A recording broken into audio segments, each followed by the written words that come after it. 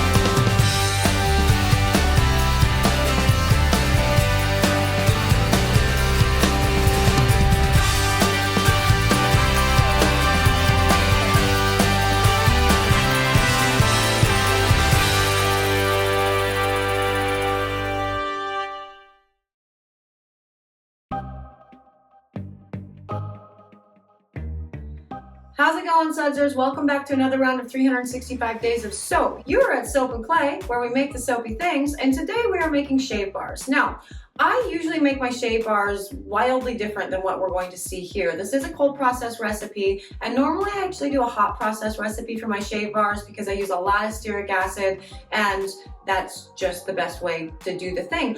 But with this particular recipe, this batch is for a wholesale client that does not use palm oil. And stearic acid is found in large quantities in palm oil. And with this particular batch of stearic acid, I couldn't verify whether it came from palm or from coconut. So we decided to do a cold process recipe for this round of shave bars. Now, what you're gonna look for in a good shave bar, right? You want really good lather that's gonna hold up on its own. You want it to lather very quickly. You want it to be very detoxifying. And also, as an added bonus, I really like to put in pumice powder into my shave bars to get your exfoliation while you're, doing your shaving. So you lather it up on your skin. It works really beautifully, creates a nice lather, but while it's doing that, you're also exfoliating your skin so you can get a closer shave. The cool thing about the pumice powder too is it acts as sort of like a whetstone with your razor, so it extends the life of your razor as well. Winning all around, right? Sounds pretty awesome. We're gonna go make it right now, and then you can let me know in the comments whether or not you liked it.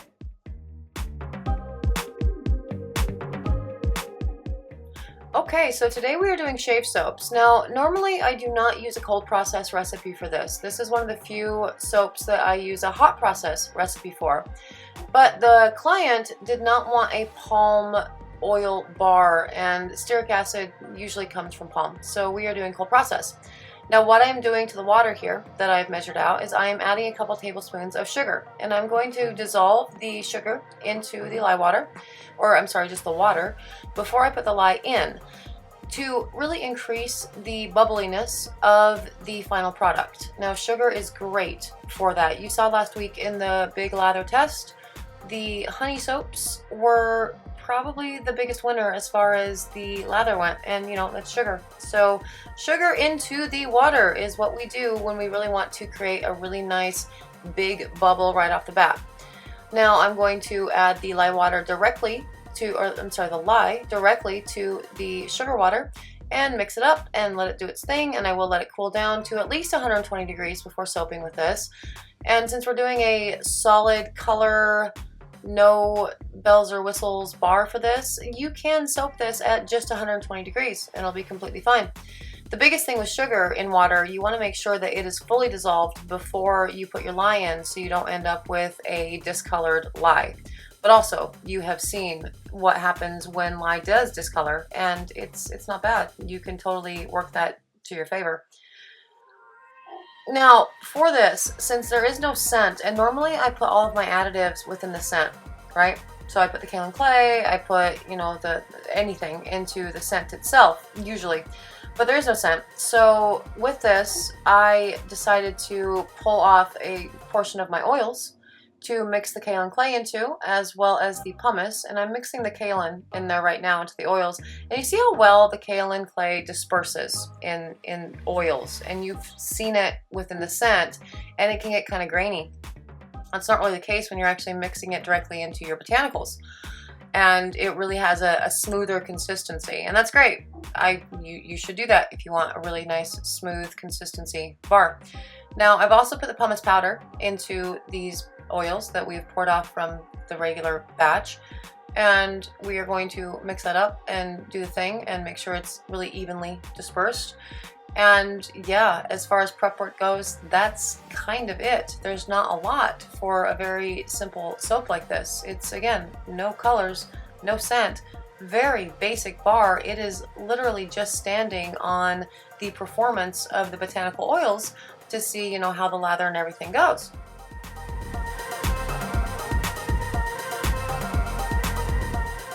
Speaking of oils, here we are. Now we have a lot of coconut oil in this guy, right? We have tons because coconut oil creates a really good lather right off the bat, but we also have castor oil. Now castor oil is cool to incorporate in soaps that you really want to see a nice sustainable lather in.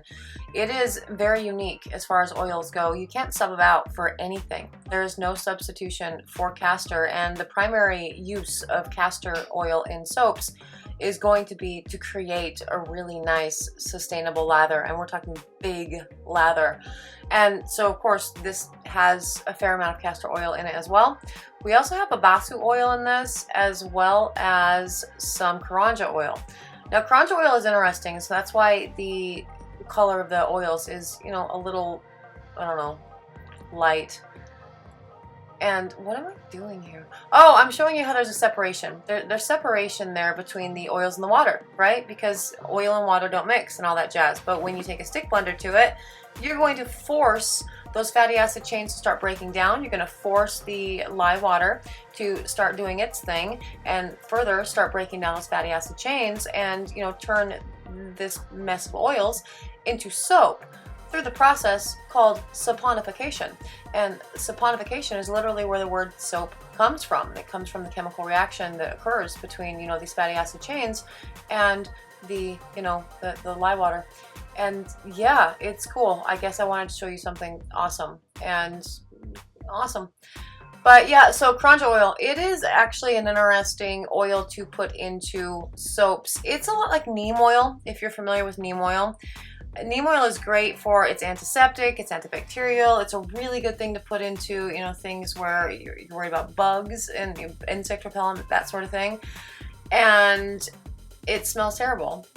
But karanja oil is like neem oil's kid sister, right? So it has all the cool benefits of karanja oil, of neem oil, but without the awful, awful smell. And so I put a little bit of karanja oil into this, into my shave bars, just to make sure that we have the antibacterial thing, the help with like the itchiness and stuff like that, because you're shaving, and so your skin you're literally doing damage to your skin whenever you shave. And so karanja oil helps out with all of that. It makes it, you know, not as miserable of a process to shave and do the things. Now I have put the extra oils that I weighed out back into the soap, right? And again, that has the kaolin and it has the pumice powder in that. And we're going to mix that up very quickly and pour it into the mold. Now, the particular mold that we're using today is a tray mold. So these are all individual rounds. And I could use a column mold for this. I probably should. It probably be easier. But I don't, for whatever reason. With this particular client, I've just, whenever they need round soaps, I make them in tray molds, and I haven't stopped. Maybe I should. Now, here's what's going on with this, right? I am mixing this right now, and I'm noticing that it is taking a long time to get to emulsification, like a really long time. And it looks like it might be at emulsification right now, but it's not. It's not quite there yet. And so I am whisking and whisking and whisking, and really what I should have done was taken the stick blender back to this batch to really make sure that it was fully emulsified. One of the problems working with a soap that has no extra colors, no extra scents, is that you only get like the one mix, right? And so when you have extra colors, when you have extra scents and all that jazz, you are continuing to mix the batter, be it with your spatula or your whisk or your skewer, to incorporate your scents or to incorporate your colors or whatever before you actually pour. And so therefore you're increasing the likelihood that your soaps are actually going to hit emulsification and that they are actually going to properly saponify. Now when you're working with something with no scents, no colors, you have to get it right now. And if you don't, well, you could end up with a batch of soap that wasn't fully emulsified before you poured, and the whole chemistry thing was not going to do its thing, and it can end up being a lye heavy bar, or a bar that's, you know, not properly formed. And so I thought at this point, instead of taking a stick blender to it, I thought this could be a perfect opportunity to show you what a lye heavy bar looks like, what an improperly, you know, emulsified bar looks like. Because honestly, you may never have seen it. It really took me several years of soaping before I actually saw a bar that had pockets of lye that was obviously a broken bar of soap. So I thought I would try to show you that with this guy. And, you know, we'll see after this cures up whether or not you're going to see, you know, a well-formed bar of soap or, you know, not. Now with this, see how thin it is? Again, while I'm pouring this, I am legitimately thinking this is going to be an issue of not properly emulsified. It's not going to go through saponification. We are not going to see a good bar of soap. And I kept going with it because, again, this channel, a lot of it is about, you know, teaching and showing you actually, you know, real-time examples of what a bad batch of soap looks like. And so I was legitimately going for that at this point. But now that these are poured, we are going to set them aside and check on them tomorrow and see, you know, what became of them.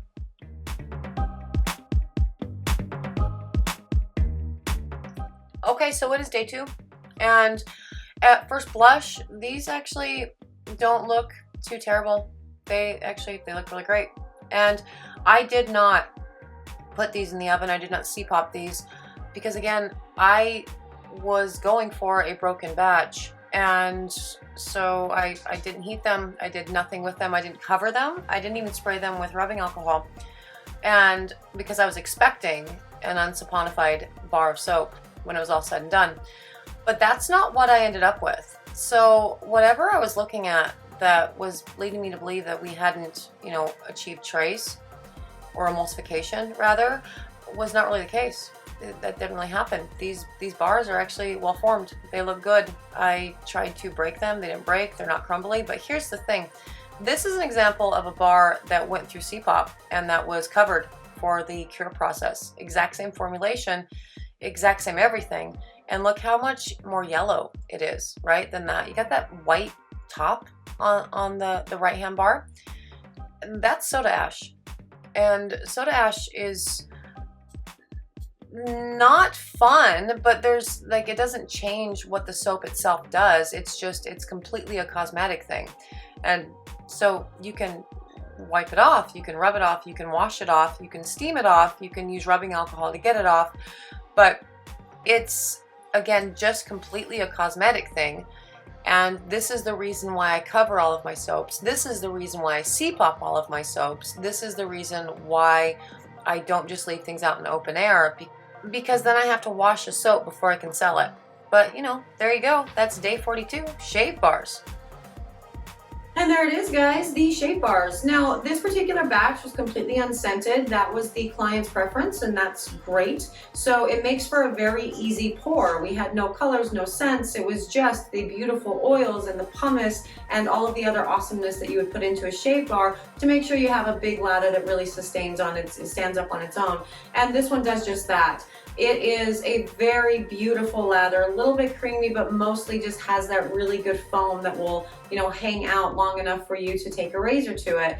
And it's moisturizing the skin as you're shaving, so when you get out, you don't notice that your skin feels overly tight. It's a great bar all around. If you are interested in my shave bars, you can find those at soapandclay.com. And if you are interested in wholesale orders, you can send me a message and I would be glad to talk to you about, you know, those options. And if you're here, you're interested in, you know, something, so subscribe. That would be cool. That helps me out.